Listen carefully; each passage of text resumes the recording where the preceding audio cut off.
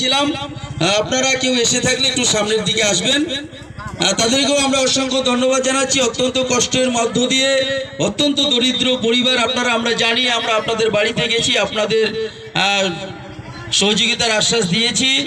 আপনাদের কাছে আশা রাখছি আগামী দিনে আবারও আপনাদের মেয়েদের সহযোগিতা করবেন, তারা যেন আগামী দিনে ইন্ডিয়া টিমের হয়ে খেলতে পারে। আমি মৃদুলদাকে 2-4টি বার্তা দেওয়ার জন্য অনুরোধ জানাচ্ছি।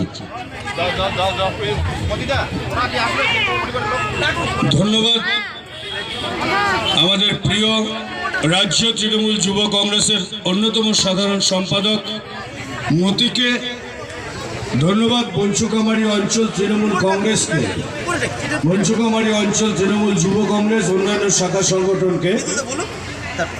আজকে আমাদের গর্বের বিষয় যে বাংলার প্রান্তিক জেলা আলিপুরদুয়ারের বর্ধিষ্ণু গ্রাম বঞ্চুকামারী গ্রাম পঞ্চায়েত, এখান থেকে দারিদ্র্যের সাথে লড়াই করে,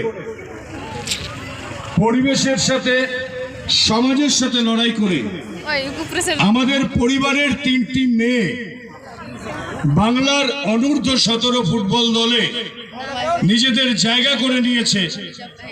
এটা আমাদের কাছে অত্যন্ত আনন্দের এবং গর্বের বিষয়। আমি সবাইকে বলবো একটু জোরদার করতালি হয়ে যাক ওদের 3 জনের জন্য। আসলে বর্তমানে আলিপুরদুয়ার জেলা ক্রীড়া ক্ষেত্রে কিন্তু একটা ভালো জায়গায় আছে।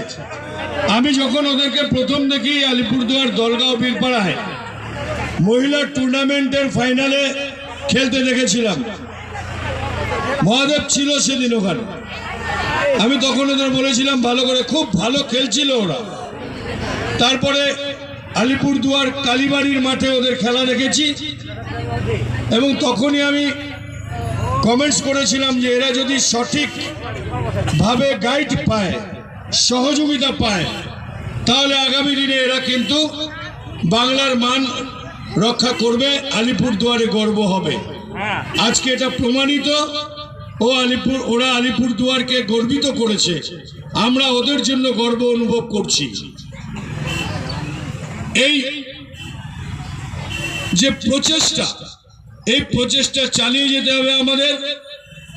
আজকে কিন্তু আলিপুরদুয়ার নাম লিখছে, আলিপুরদুয়ারের বীরপাড়া দলগাঁও চা বাগানের ছেলে আজকে সন্তোষ ট্রফিতে বাংলার হয়ে খেলছে।